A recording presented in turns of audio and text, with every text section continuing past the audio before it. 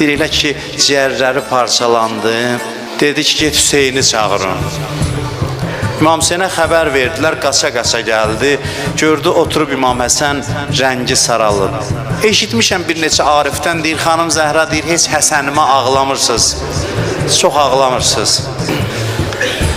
Deyir, gəldi, gördü ki, rəngi saralıb. Deyir, elə bir hala düşdü, ağladı İmam Hüseyin, qalxdı, des ayağa, deyir, o vəziyyəti ilə İmam Hüseyini bağrına bastı. Ağlaya-ağlaya dedi, la yevmkə yevmikə, ya Əba Abdillah, heç bir gün sənin günüvə çatmaz, yeri var, mən sənə ağlayam.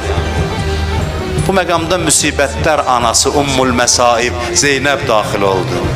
Zeynəbin ayaq səsini eşidən kimi İmam Hüseynə dedi ki, dodağımın qanını sil, Zeynəb məni belə görməsin. Zeynəb məni bu halda görməsin. Apardılar, dəfn eləməyə bilirsiniz, cənazəsi oxlanan yeganə imamdır. Cənazəsinə ox atdılar. İmam Hüseyin qəbrə qoydu, o gün dedim, belə dedi, bax dedi, qarət olunan o deyil ki, malını oğurlasınlar. Qarət olunan mənəm ki, sən əlimdən aldılar. Belə bir roza oxudu başının üstündə. Gəldi, dedi ki, Zeynəbə deməyin ki, Həsənin cənazəsinə ox atıblar. Gəldi, deyir, qadınlar da ağlayanda biri dedi, ay cənazəsi oxlanan. Deyir, Zeynəb durdu ayağa, necə mənim qardaşımın cənazəsinə ox atıblar?